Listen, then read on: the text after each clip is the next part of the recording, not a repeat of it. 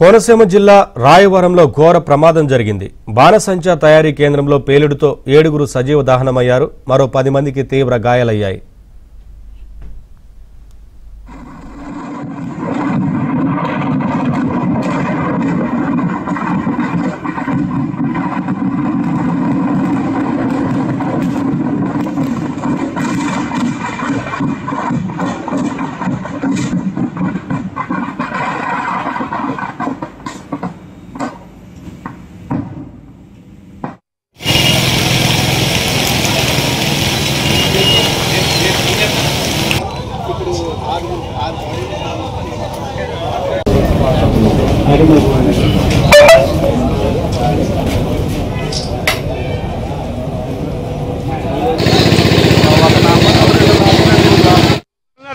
సత్యబాబు గారు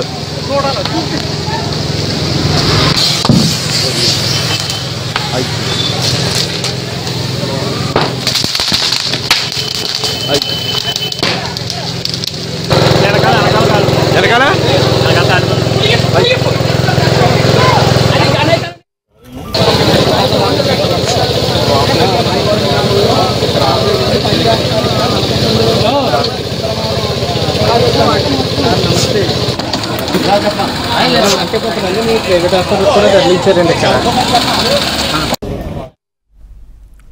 కోనసీమ జిల్లా రాయవరంలో ఘోర ప్రమాదం జరిగింది. బాణసంచా తయారీ కేంద్రంలో పేలుడుతో 7గురు సజీవ దహనమయ్యారు. మరో 10 మందికి తీవ్ర గాయాలయ్యాయి.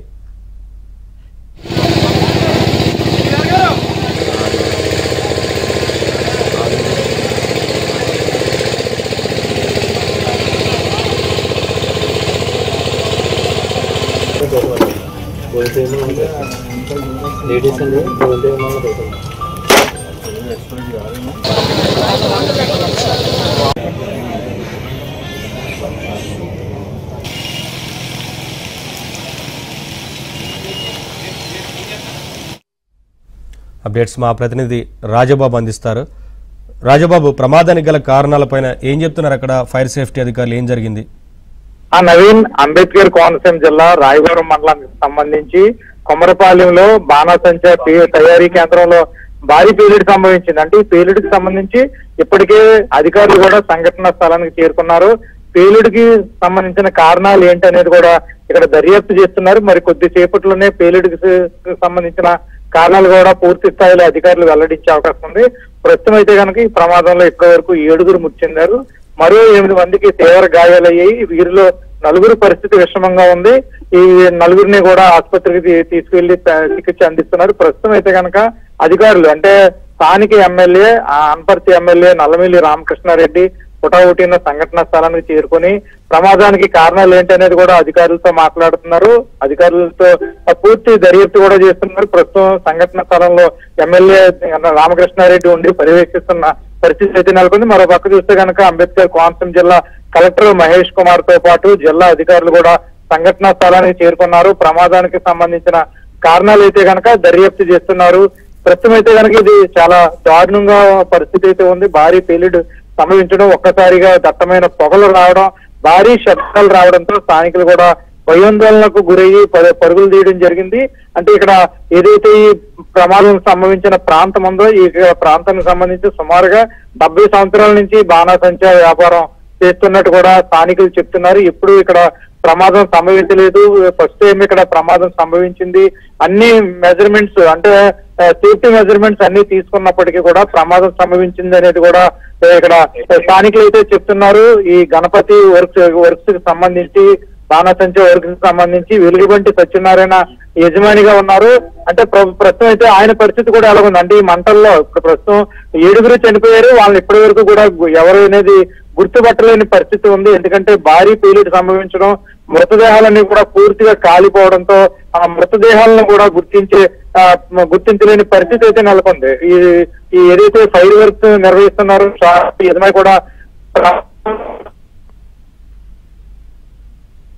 అగ్నిమాపక శాఖ అధికారులు కూడా సంఘటనా స్థలానికి చేరుకొని మంటలను అయితే కనుక పూర్తిగా అదుపు చేశారు. ఈ ఎవరైతే చనిపోయారో సజీవ దహనం అయ్యారో మంటల్లో వాళ్ళ మృతదేహాలను కూడా గుర్తించే పనిలో అధికార యంత్రాంగం ఉంది. ఎవరైతే ఈ పని చేస్తున్నారో, కార్మికులుగా పనిచేస్తున్నారో వాళ్ళ కుటుంబ సభ్యులు కూడా సంఘటనా స్థలానికి చేరుకుని కన్నీరు మున్నీరుగా వెలిపిస్తున్నారు. వాళ్ళ కుటుంబ సభ్యుల సమక్షంలో మృతదేహాలను కూడా గుర్తించేందుకు కూడా అధికారులు చర్యలు చేపట్టారు. దీనికి సంబంధించి ప్రస్తుతం సంఘటనా స్థలంలో దర్యాప్తు అయితే కనుక కొనసాగుతుంది. అన్ని విభాగాల అధికారులు కూడా సంఘటనా స్థలానికి చేరుకొని ఆ పరిస్థితిని అయితే కనుక సమీక్షిస్తున్నారు. మరో పక్క చూస్తే కనుక ఎమ్మెల్యే నల్లమిల్లి రామకృష్ణారెడ్డి కూడా సంఘటనా స్థలానికి చేరుకొని ఇక్కడ అధికారులతో మాట్లాడడంతో పాటు ప్రమాద తీవ్రతను విజయవాడ సీఎంఓ కార్యాలయం దృష్టి కూడా తీసుకెళ్లారు. ఇక్కడ పరిస్థితిని కూడా మంత్రులకు కూడా వివరించడం జరిగింది. మరికొద్ది సేపట్లోనే హోంమంత్రి వంగలపూడి అనిత కూడా సంఘటనా స్థలానికి వస్తారని కూడా ఎమ్మెల్యే నల్లమిల్లి రామకృష్ణారెడ్డి మీడియాకు చెప్పడం జరిగింది. ప్రస్తుతం అయితే కనుక సంఘటనా స్థలంలో మృతదేహాలను గుర్తించే పనిలో అధికార యంత్రాంగం నిమగ్నమైందని చెప్పవచ్చు. పూర్తిగా మంటల్లో తునాతునకలు అవడం, పూర్తిగా గాయాలతో కాలిపోయిన నేపథ్యంలో ఇక్కడ మృతదేహాలను కూడా గుర్తించలేని పరిస్థితి అయితే నెలకొంది. మరో పక్క చూస్తే కనుక ఎవరైతే తీవ్ర గాయాలయ్యారో 8 మందిని, వాళ్ళలో 4 పరిస్థితి కూడా విషమంగా ఉందని చెప్పవచ్చు. ప్రస్తుతం అయితే కనుక 7 ఈ భారీ పేలుడు వల్ల 7 మృతి చెందారు. అంటే మనకున్న సమాచారం మేరకు గత నెల 29వ తారీఖున ఇక్కడ స్థానిక